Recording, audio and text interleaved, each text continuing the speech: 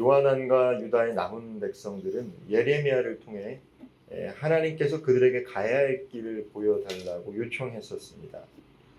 하나님은 하나님의 백성들과 자녀들에게 가야 할 길을 보여주시는 분입니다. 그러나 이 유다 백성은 애굽으로 가지 말라는 하나님의 말씀을 듣고도 그 말씀에 순종하지 않습니다. 그들이 왜 순종하지 않게 됩니까? 바로 교만해지고 눈과 귀가 어두워 하나님의 말씀을 분별하는 능력을 상실했기 때문입니다. 오늘 본문 2절 말씀 제가 다시 한번 읽어보도록 하겠습니다. 호사야의 아들 아사랴와 가랴의 아들 요하난과 모든 오만한 자가 예레미야에게 말하기를 내가 거짓을 말하는도다. 우리 하나님 여호와께서 너희는 애굽에서 살려고 그리로 가지 말라고 너를 보내어 말하게 하지 아니하셨느니라. 결국 어떤 말씀입니까? 하나님이 애굽으로 가지 말라라고 예레미야를 통해서 말씀하셨는데 그것을 부정하고 있습니다. 예레미야야, 너가 말하는 것은 거짓이다라는 것이죠. 특별히 오늘 본문 말씀에서는 유다의 백성들을 오만한 자다라고 표현하고 있습니다. 시편 1편에도 복 있는 사람과 오만한 사람들이 등장하는데 오만한 사람이란 뜻이 무엇입니까? 하나님의 말씀을 조롱하는 사람들, 듣지 않는 사람들, 자신의 생각을 더 자랑스럽게 여기는 사람을 성경에서는 오만하다라는 표현을 합니다. 우리가 이제 오만하다라는 것은 이 태도로 생각하기 쉽지만 성경에서의 오만하는 것은 하나님의 말씀에 대척점을 갖고 있는 사람들이죠. 이 예레미야에게 예레미야를 통해 하나님께 기도를 부탁하면서 하나님께서 말씀하시면 그 말씀에 순종하겠다라고 했던 사람들이 바로 유다의 남은 사람들이었습니다. 그런데 그들이 듣고 싶었던 대답을 듣지 못하니까 어떻게 합니까? 하나님의 말씀을 철저하게 무시합니다. 자신의 생각을 고집합니다.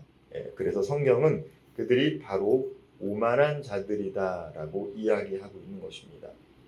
유다의 남은 사람들은 예레미야가 전한 하나님의 말씀, 곧 애굽으로 가지 말라는 하나님의 말씀은 거짓이며 하나님의 응답 자체를 거부하고 부정하고 있습니다. 이어서 그들은 상황을 오해하고 곡해합니다. 예레미야의 개인 서기인 이 바룩, 예레미야가 말한 것을 썼던 사람이 바로 이 바룩이라는 사람이었는데요. 바로 바룩이 예레미야를 부추겨서 유대인들을, 유대의 남은 사람들을 바벨론, 즉 갈대아 사람들에게 넘긴다라는 그 이야기를 하고 있는 것이죠. 이렇게 자신들의 생각으로 꽉 차 있는 사람들은 어떻습니까?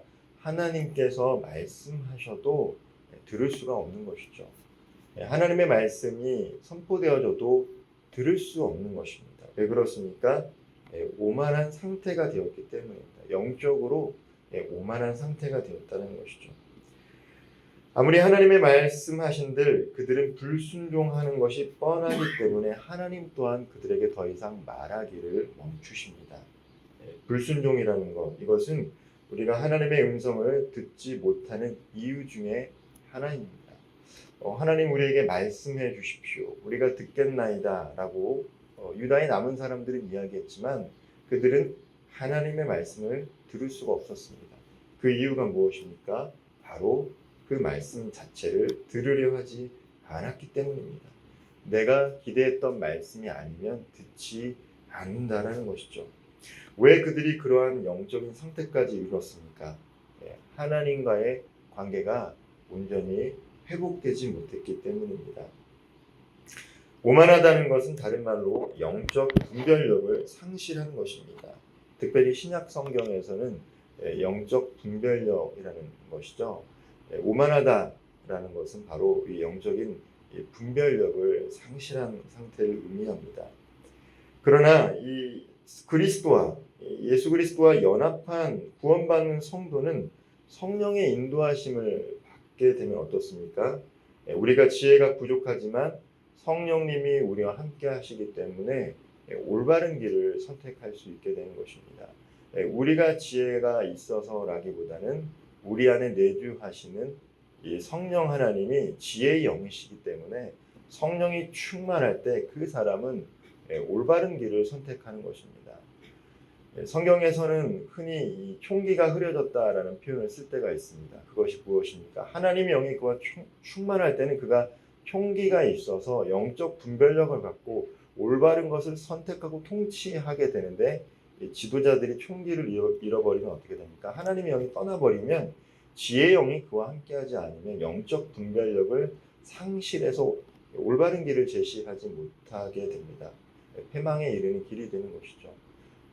성경에 나오는 영적 지도자들 뿐만 아니라 오늘을 살아가는 성도들도 마찬가지입니다. 우리가 성령 충만함을 받고 성령의 인도하심을 받게 되면 지혜의 영인 성령이 우리와 함께 동행하면서 올바른 길을 선택할 수 있도록 도와주시는 것이죠. 하나님이 이끄시는 길로 나아가려면 그분과 친밀한 이 영적인 교감이 필요하다는 것입니다. 성령님의 음성에 귀 기울이고 순종하는 자가 되어야 됩니다. 선택의 순간마다 이 생명과 사망의 길이 있음을 기억하며 성령의 인도하심을 간구해야 하는 것이죠. 애굽으로 가지 말라는 하나님의 말씀에 불순종한 남은 유다 사람들은 결국 하나님의 말씀을 거역하고 애굽으로 떠났습니다. 그런데 그들은 그들만 간 것이 아니라 바로 예레미야와 바룩을 끌고 함께 떠나가겠답니다. 예레미야가 하나님의 말씀을 담대하게 증거했지만 선뜻 보기에 그 결과가 허무해 보일 수 있습니다. 죄가 이 땅에 들어오고 난 뒤부터 하나님께서 창조하신 이 세상은 하나님을 대적합니다. 하나님이 이 세상을 창조하셨지만 죄가 들어온 뒤부터 하나님의 영이 없는 모든 피조물과 피조세계는 하나님과 대적합니다. 그러므로 하나님의 일을 감당하려면 예레미야와 같이 고통과 인내의 시간이 필요하기도 합니다. 이 산고의 고통을 인내하여 자녀를 얻듯이 주님이 주시는 사역의 열매도 고난을 견딜 때 얻게 되는 것입니다. 악인을 심판하는 것은 결국 하나님의 목인 것이죠. 하나님이 존재한다면 왜 의인들이 고통받고 악인들이 판을 치는 세상일까? 특별히 하나님을 알지 못하는 사람들, 예수를 알지 못하는 사람들이 창조주가 있는데 왜 악이 존재하는가라는 물음표, 바로 이 신종론에 대해서 물음표를 던집니다. 그러나 결국 악을 심판하는 것은 하나님의 목이라는 것입니다. 예수 그리스도께서 재림하실 때 만물을 새롭게 하시고 그 전에 심판하시는데 그것이 하나님의 목이라는 것이죠. 그렇기 때문에 하나님의 사람은 어느 곳에 있든지 어떠한 상황에 놓이든지 하나님께서 지켜주시고 인도하실 것을 믿으며 마지막 때까지 인내하는 것이 필요합니다. 이 불순종의 땅인 애굽에서도 하나님은 계속해서 말씀하십니다. 불순종의 땅인 애굽에서 하나님이 말씀하신 이유는 바로 예레미야가 그 곳에 서 있었기 때문입니다. 오늘 9절 말씀 같이 한번 읽어보도록 하겠습니다. 9절 말씀입니다.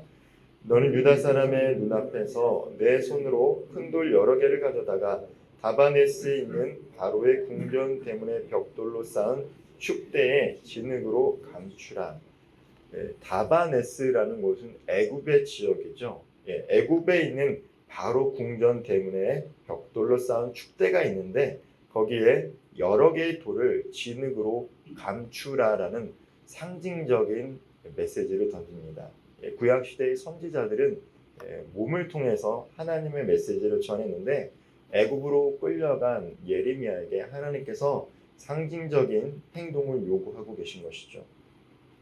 큰 돌을 가져다가 바로의 궁전, 곧 총독 관저의 대문벽돌을 쌓은 축대 밑에 진흙으로 감추라는 것입니다. 그렇게 하는 이유는 하나님께서 하나님의 종 바벨론의 왕 느부갓네살 왕을 불러서 그의 왕자를 감추어진 돌 위에 놓고 그의 화려하고 큰 장막을 구에 칠 것이다. 10절 말씀처럼 그 위에 감추어진 그 돌들 위에 바벨론의 영광이 임할 것이다 라는 것을 상징적으로 보여줍니다. 그리고 이러한 예레미야의 예언은 바로 다음 장인 44장에서 실제로 이루어지게 됩니다. 바벨론의 군대가 애굽에 와서 백성을 죽이고 사로잡고 칼로 치는 것이죠. 그들은 애굽의 우상을 불태우는 하나님의 도구로 사용되게 됩니다. 바벨론도 하나님의 도구가 되는 것이죠. 심판은 이미 예고되었으며 반드시 성취될 것입니다. 하나님께서 예레미야를 통해서 애굽 땅에서 말씀하셨습니다. 심판이 있고 예언은 성취될 것이다 라는 것이죠. 때가 이르면 하나님은 모든 자에게 그분의 영광과 위엄을 반드시 보이십니다. 오만한 자는 여호와의 말씀을 조롱하고 비아냥거립니다. 듣지 않고 들어도 순종하지 않습니다. 그들은 결국 심판을 받게 된다는 것이 성경의 메시지입니다. 그러나 복 있는 사람들은 어떤 사람들입니까? 시편 1편 말씀처럼 오직 하나님의 말씀을 즐거워하고 주야로 묵상하는 사람입니다. 그리고 그 말씀을 순종하는 사람들이 바로 복 있는 사람들입니다. 하나님의 말씀을 읽고 듣고 묵상하며 말씀에 인도받는 사람이 복 있는 사람입니다.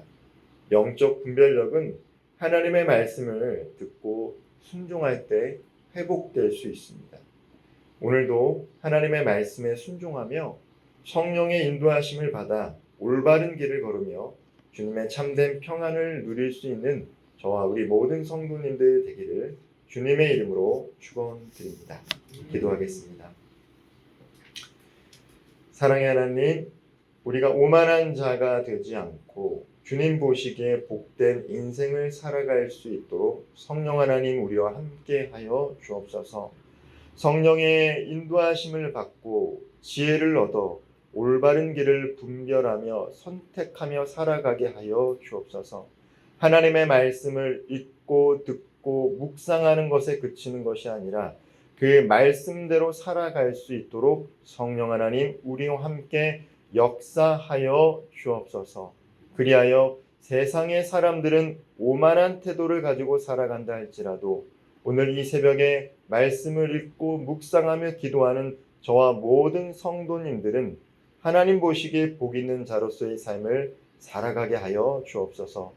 오늘도 주님이 보여주신 그 길을 걸으며 주님께서 우리에게 허락하신 복과 은혜와 평강을 누릴 수 있는 귀한 하루 되게 하여 주옵소서. 예수님의 이름으로 기도하옵나이다. 아멘.